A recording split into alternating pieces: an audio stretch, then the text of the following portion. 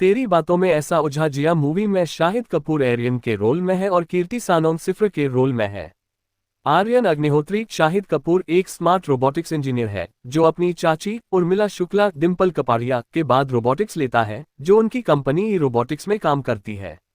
वह उसे यूएसए में आमंत्रित करती है, जहां उसकी मुलाकात super intelligent female robot automation उर्फ सिफ्रा कृति सेनन से होती है, जो इंसान की तरह दिखती और व्यवहार करती है। ये बात उसके लिए अज्ञात है। उसे उससे प्यार हो जाता है, लेकिन बाद में पता चलता है कि वह वास्तव में एक रोबोट है और उसकी चाची ने यह जांचने के लिए चाल चली थी कि क्या इंसान सिफ्रा को खुद से अलग बता सकते हैं।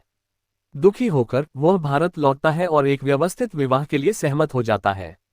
हालांकि जब उसे सिफ्रा के प्रति अपने प्यार का एहसास होता है तो वह सगाई समारोह से बाहर निकलने का फैसला करता है और उसके दादा उसे पकड़ लेते हैं, जो उसे अपने दिल की बात सुनने का सुझाव देते हैं और उसे आश्वासन देते हैं कि वह उसकी अनुपस्थिति में परिवार को संभालेगा।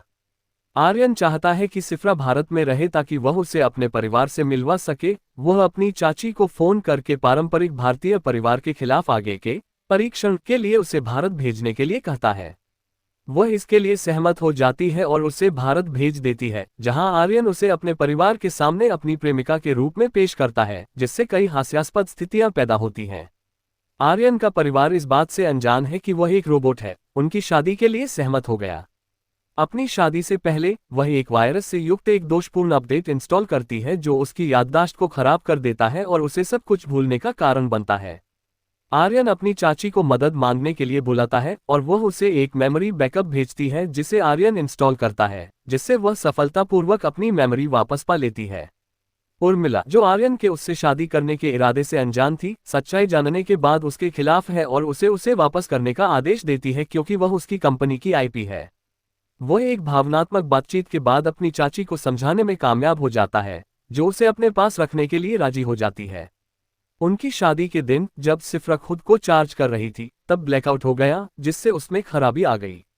उसकी वाणी विकृत हो जाती है और उसकी हरकतें गड़बड़ाने लगती हैं, जबकि वह उससे पहले दिए गए आदेशों का पालन करती है जिन्हें वापस ले लिया गया था। उनमें से एक था दिल्ली में आग लगाना।